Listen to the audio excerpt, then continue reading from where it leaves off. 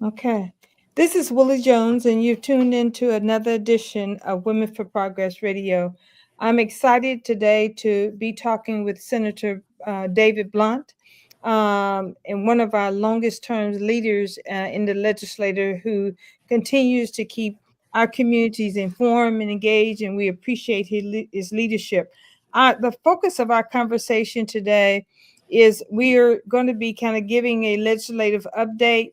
There's a lot have been going on this legislative session. And if you, like me, I have, with work and everything, I have not been able to keep up with everything going on. I think if you home every day, 24 hours a day, you probably couldn't keep up with everything. But we're going to try to hit some highlight points, specifically, of course, those issues, which everything impacts the lives of women and families. But we want to hit several of those conversations just to keep you updated.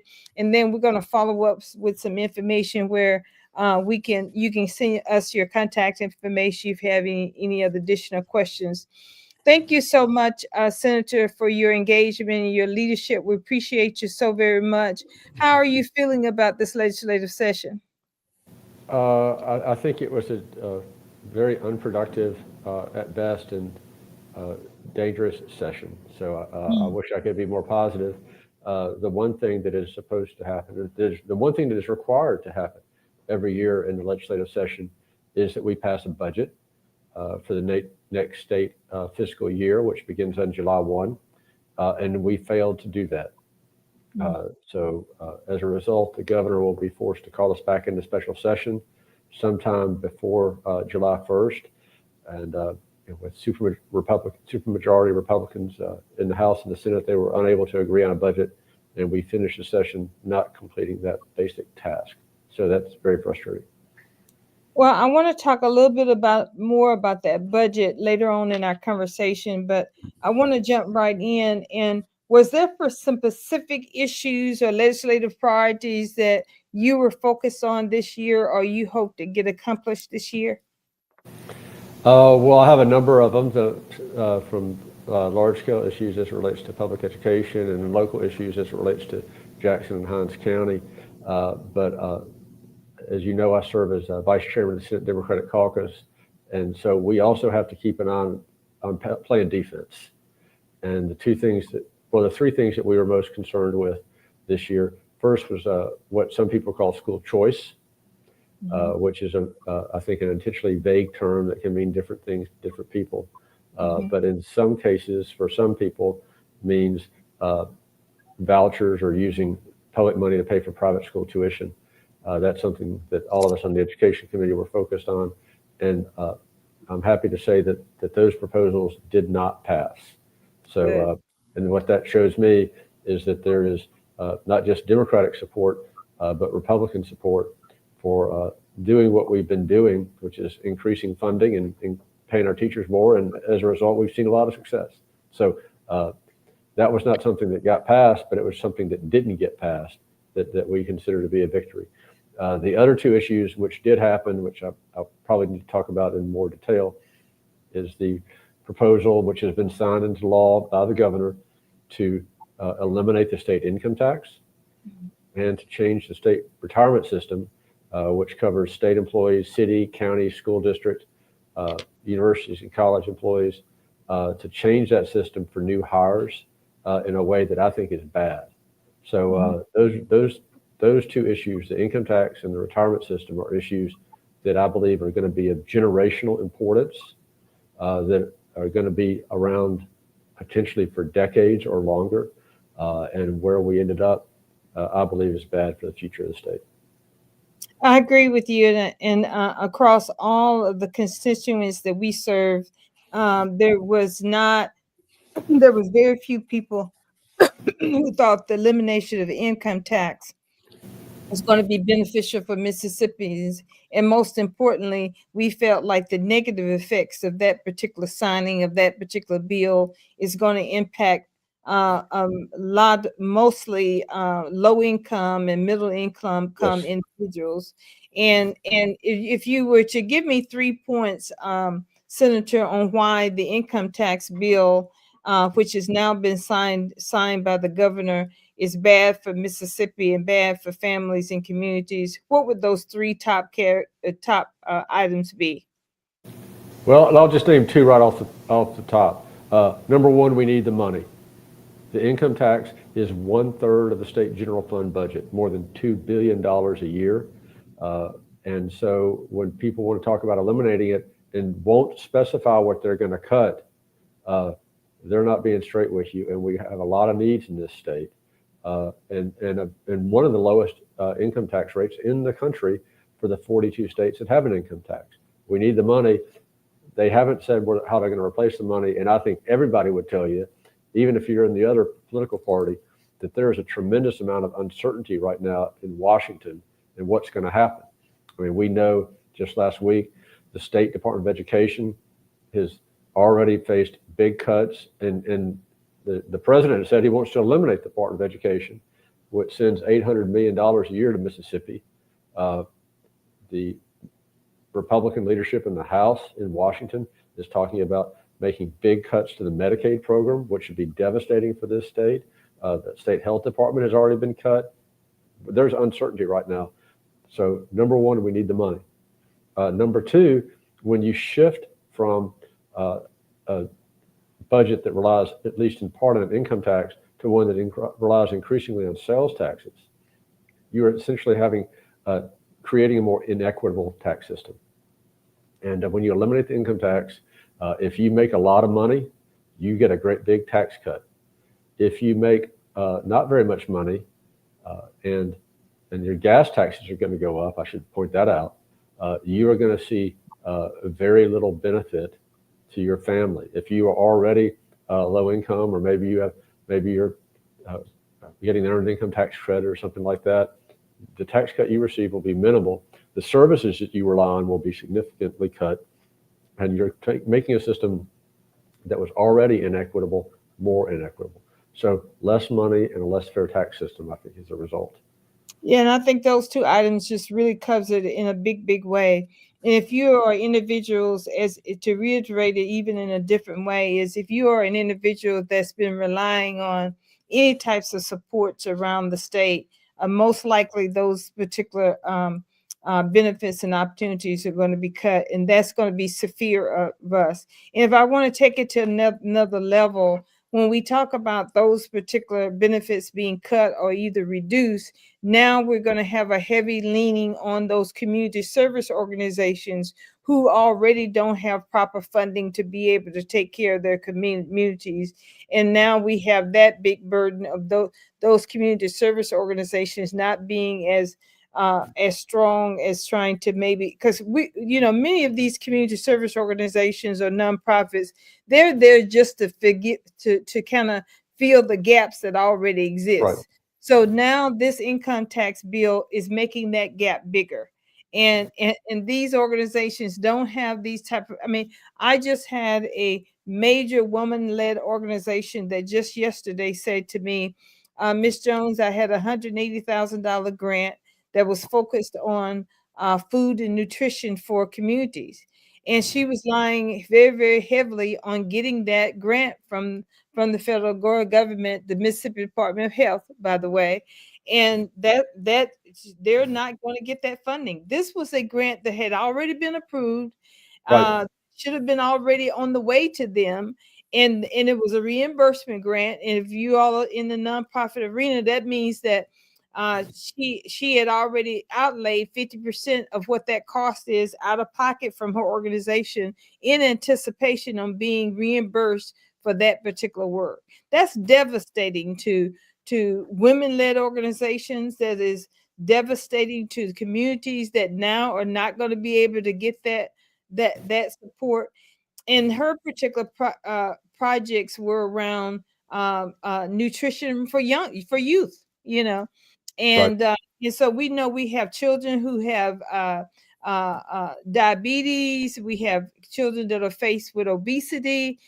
We have communities that are food deserts, where that she was able to utilizing those particular funds to be able to help fill that gap for so many people. When we talk about families and communities who did not have access to health care, those types of nutritions and helping families make sure that even beyond the medications that you have, that here are opportunities and ways and tips where you can grow your own food, to be able to eat healthy, all those particular things. They are essential, Senator Blunt, to our community. And I think the most devastating people thing that communities and voters are concerned about is that they do not understand the rationale that exists with many of these cuts that are coming from the top.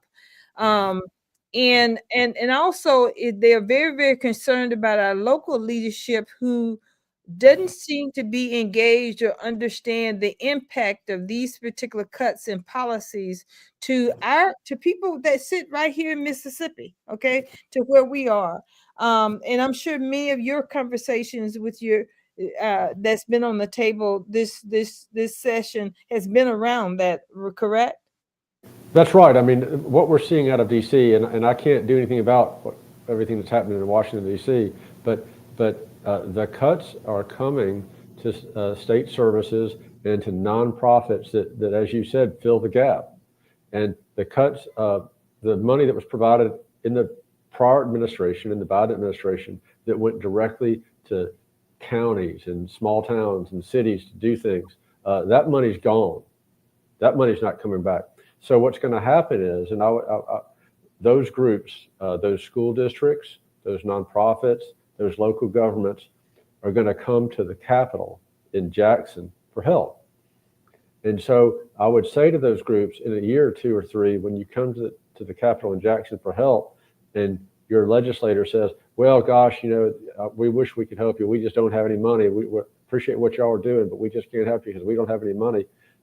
You need to say to that person, okay, I hear you. How'd you vote on eliminating the income tax? Mm-hmm. How'd you vote on the tax cut?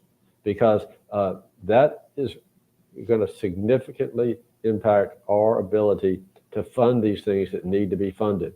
I mean, I represent a small town of Terry, Mississippi. They have needs. Byram, and Lord knows Jackson has needs, school districts, nonprofits.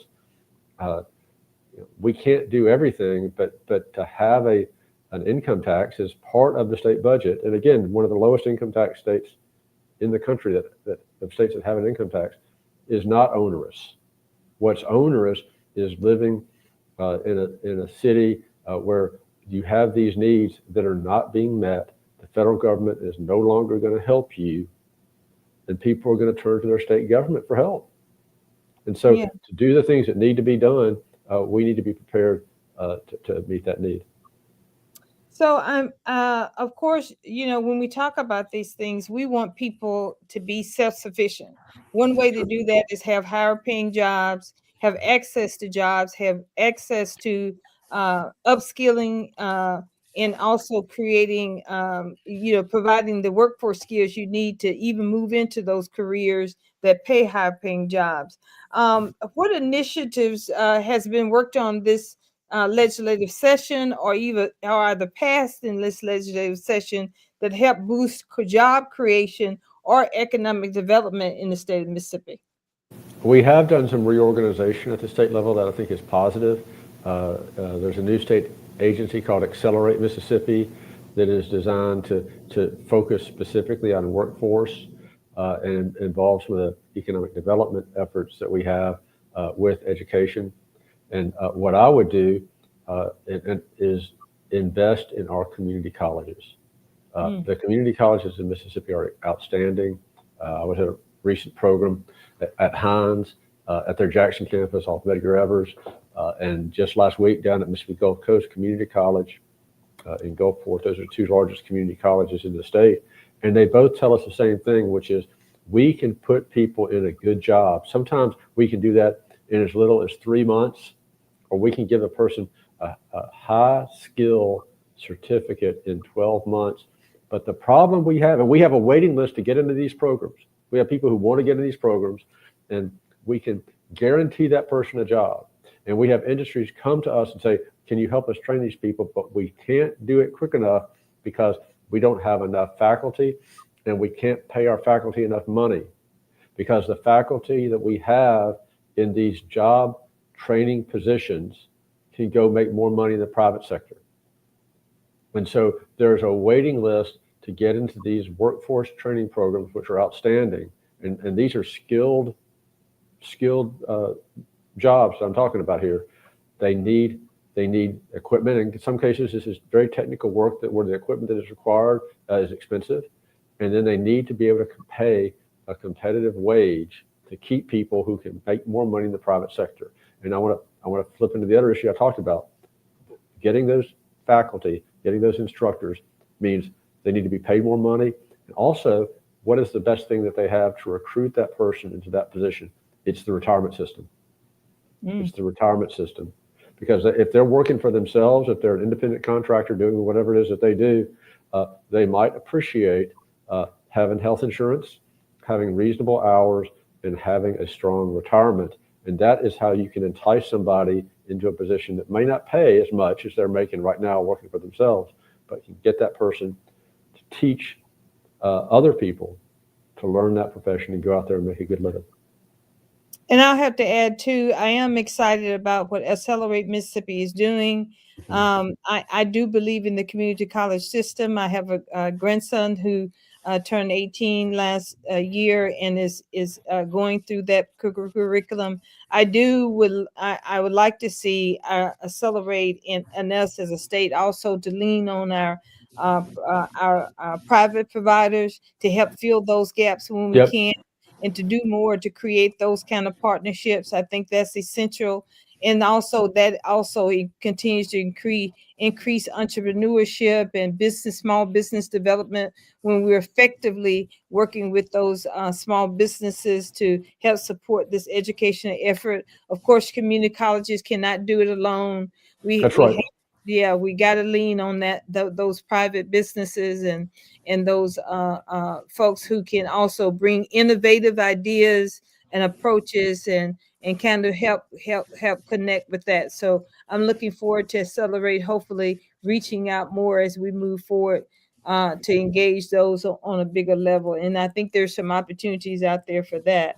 Now, talk about healthcare. We know that still remains an issue with us. I didn't hear a whole lot of conversation about Medicaid expansion, but is there some alternatives that we're looking at to make sure that people have affordable, that all people have access to affordable health care in the state of Mississippi? Well, as you know, Medicaid expansion has been our top priority on the Democratic side since the passage of the Affordable Care Act. And we filed that bill again this year. We actually got some bills passed out of the House and Senate last year with bipartisan support. I mean, passing a bill out of either chamber, of course, if it's going to pass, it is going to be bipartisan support.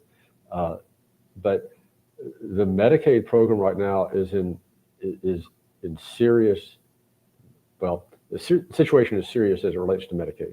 And so we don't know what's going to happen at the federal level. The program has been largely the same for almost 60 years. Certainly the Affordable Care Act portion has been the same for more than a decade. And now with the current leadership in Washington, I don't think anybody knows what's going to happen. Uh, Mm. so the expansion effort uh, has essentially stalled until we see what the folks in charge in Washington want to do, because it is likely, based on what the U.S. House proposal is, that we're going to see major cuts to the existing program, which is in Mississippi is going to hurt more than any other state because we get more of our share of funding from the federal government than any other state. So it's we're at a critical point right now in terms of Medicaid in Mississippi. So when we talk about also opportunities for the city of Jackson, we know Okay. that I'm not even going to start with my whole list of challenges that we have in Jackson, but I want to hit some things that I recently heard about, and then you can share with me maybe some other opportunities that have happened that we may not be aware of. I see what Mr. Ronnie Crudup talked about a bill that would help get some more money to communities that would help us with blighted housing. So He's outstanding. can you talk about that bill I'm hearing that this bill has been around for a while, but we might have gotten a little bit more money this year.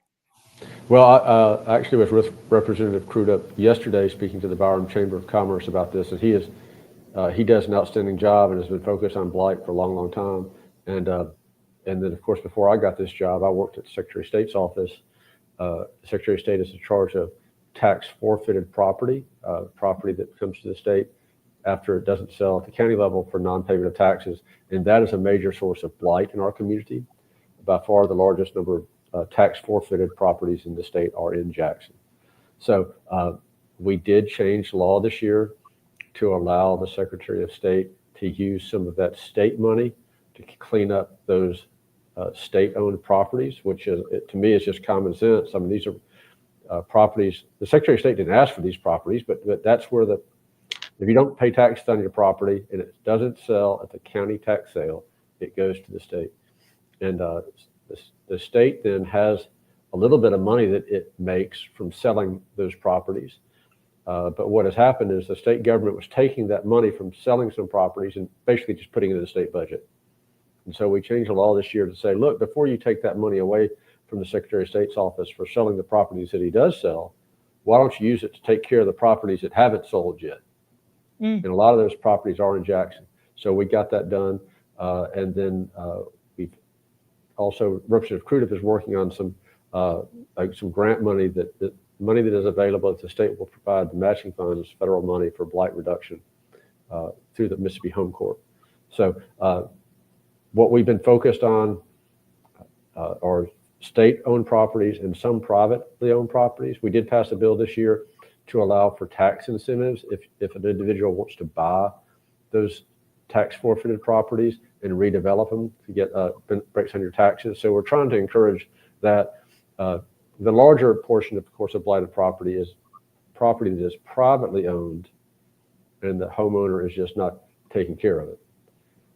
And that's really a local issue where every meeting I go to, every neighborhood meeting I go to, seems like it ends up being about code enforcement. Mm-hmm. So blight in privately owned property where the individual is paying taxes is really got to be a local issue where the local city, rides herd of that person to do what the local ordinances require. But in terms of state-owned or tax forfeited properties, we've made progress on that.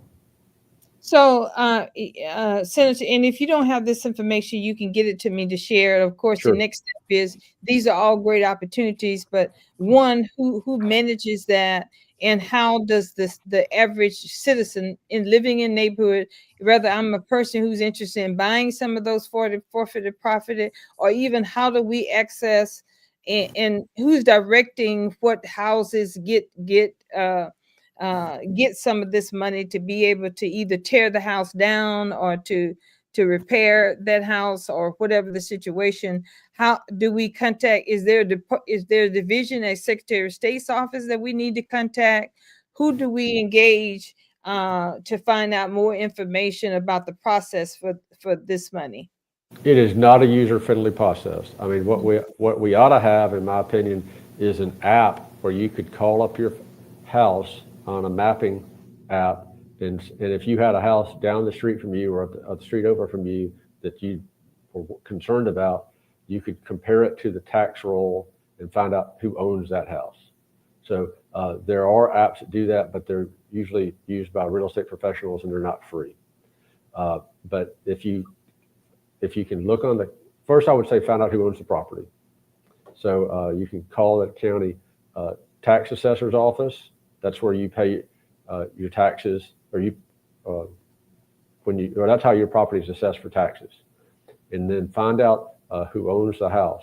If it's privately owned, then I would say contact your councilman and say, look, the house I'm concerned about is 1213 Main Street, and the city needs to get on that person to take care of that house. If you find out that it is either still with the county because it just was came to the county for non-payment of taxes, or with the state, and you can call the Public Lands Division at the Secretary of State's office, and if they have it, you can buy it for very little money, usually just the back taxes. But it is much more user-friendly. It needs to be more user-friendly than it is, because you're talking about tax parcel numbers and not street addresses on a house that a normal person would deal with. But I would say identify the house, call the county, find out who owns the property, and go from there. Okay. Well, that gets us a start. And Yeah, it sounds like Mr. Krudu, who's been working on this for a very, very long period of time, too. It does. And I know he's a busy person. So maybe we can look at engaging him for the two around you and he both around some conversations as we move sure. forward.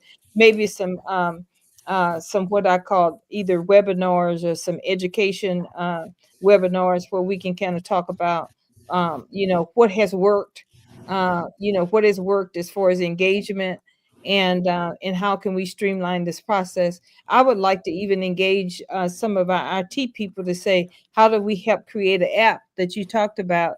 There's got to be, when we look at some organizations like Microsoft and Amazon, and maybe there's some funding there that can help these particular people, help create some apps that communities can be able to use. And I bet you there's already somebody working on one of those. Uh, Well, they exist right now uh, for people in the real estate business.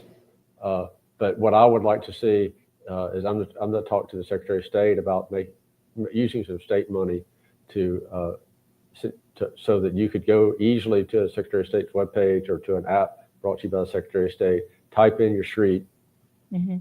and go from there, and make it more user friendly. Yeah, that would be great. And even if we can get that app on a reduced some kind of reduced scale by connecting to, like you said, the real estate associations or whatever that situation might be. What other things that have bills that have gotten through both the House and the Senate and have been signed that we need to be aware of, and what would be their impact moving forward? Well, as I said, the budget's still not done, and a lot of the bills that passed late have not been, are still awaiting the governor's signature. So I don't know that really any more come to mind.